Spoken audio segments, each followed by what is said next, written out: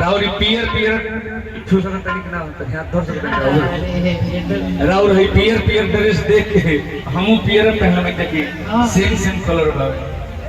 एगो गीत गौले रही हो शिल्पी राज और हमार अच्छा हमरे लाइन में रहो कहे एक लाइन कहीं ना अरे की है पियर पियर पहन के परान ले बुका हो अरे पियर पियर पहन के परान ले बुका हो कि गजरा लगा के है जान ले बुका हो शिल्पी राज का लाइन है अरे कि पियर पियर पहन के परान ले बुका हो अरे कि पियर पियर पहन के परान ले बुका हो आसा चहु में जान बोला जान ले बुका कि सचहु में जान बोला अरे जान ले बुका अरे कि पियर पियर पहन के परान ले बुका हो लेकिन कहे भैया कि हमें प्यार पूजा हमें प्यार ईश्वर ही बात के न सोचे बिचारे हमनी के दुश्मन भइल बाटे दुनिया और पाथर न मारे हल्का जी जेकरा प्यार होला है प्यार के मरम बुझेला जेकरा प्यार नहीं भइल उ का जाने वो प्यार का जाने जानत नहीं प्यार ऐसा चीज होला जेकरा होला वो पछताला जेकरा ना होला वो पछताला यहाँ हर कोई पाने की जिद में है हमें भी कोई आजमाने की जिद में है अलका जी अच्छा यहाँ हर कोई पाने की जिद में है हमें भी कोई आजमाने की जिद में है खुदा कसम जिसे हम इतना मोहब्बत करते थे आज वही भूल जाने की जिद में है वही भूल जाने की जिद में है रो रो देख रहे हमको कहीं बोलिए कि बिरहा वियोग में तू जाने ना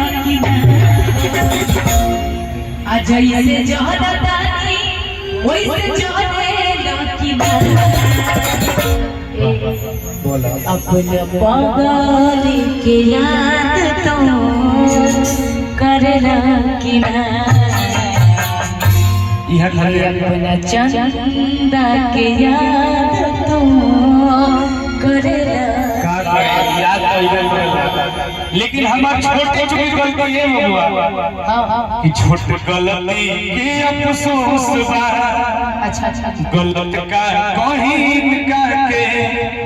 किस्मत ये के सब दोष बा कि शायद से रूठल ना होई अच्छा कोनो प्रेमी बा जन्म का प्रेमिका से रूठा ना हो लड़की बेवफाई ना कोई एकदम अच्छा ये बात मानो माने नो हां बात बनी कि छोट गलती के अफसोस बा गलत का कोई उनका के किस्मत ये के सब दोष बा कि शायद कोनो प्रेम से रूठल ना होई धरती पर कोनो दिल नहीं खेजे टूटल ना होई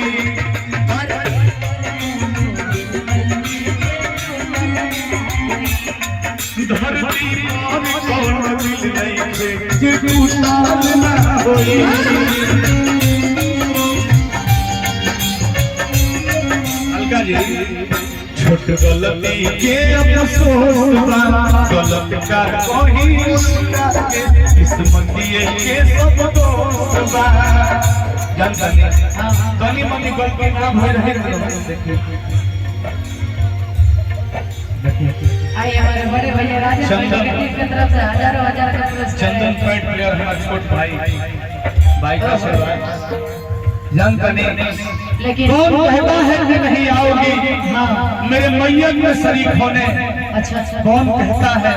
हाँ कि नहीं आओगी मेरे मैयत में शरीक होने रात होने तक भी तेरे राहों में नजर गड़ाए रखेंगे मेरे पागल लेकिन बहुत वजह जाने सुनिए ना एक लाइन दो बोल जब बेवफाई की बात आ गई ना कि तरस गए थे एक दाने के लिए, तरस गए थे